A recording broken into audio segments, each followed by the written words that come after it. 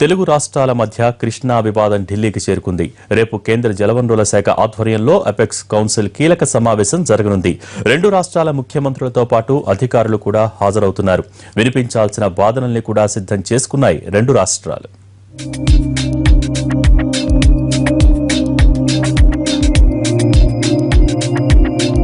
Supreme court ఆదేశాలతో AP, Telangana ముఖ్యమంత్రులు, అధికారులతో రేపు కేంద్ర జలవనరుల శాఖ మంత్రి ఉమాభారతి సమావేశం కానున్నారు. కృష్ణా నది మీద ప్రస్తుతం నిర్మాణం చేపట్టిన ప్రాజెక్టులు, నీటి పంపిణీ, రిజర్వాయర్లో నీటి నిల్వల వివరాలు, పట్టిసీమ నుంచి గోదావరి జలాల తరలింపు, ఇతర అంశాలపై ఈ కీలక భేటీలో లోతుగా చర్చించనున్నారు.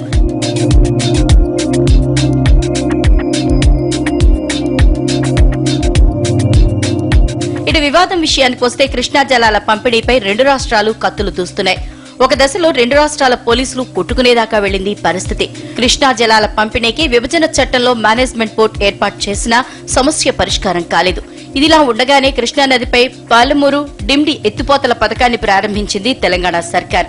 ఈ ప్రాజెక్టుకు అనుమతులు లేవని ఆళ్ల వెంకట గోపాలకృష్ణతో పాటు మరికొంతమంది రైతులు సుప్రీంకోర్టుని ఆశ్రయించారు. దీంతో రెండు రాష్ట్రాల మధ్య నీటి పంపిణీ జలజగడాన్ని పరిష్కరించాల్సిందిగా కేంద్ర జలవనరుల శాఖకు సూచించింది సుప్రీంకోర్టు.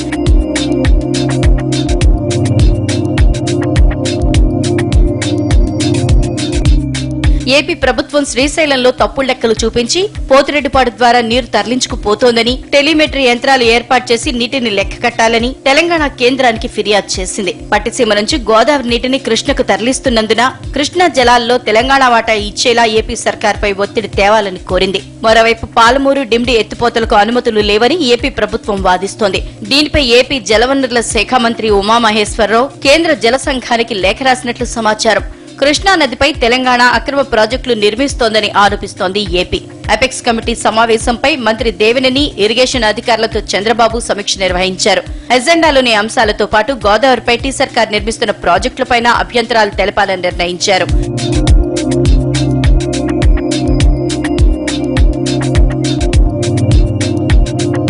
రెండు రాష్ట్రాల వాదనలు, సుప్రీంకోర్టు సూచనల మేరకు కేంద్ర జలవనరుల శాఖ రేపటి భేటీలో ఎలాంటి సూచనలు చేస్తుందనేది ప్రస్తుతం ఆసక్తికరంగా మారింది.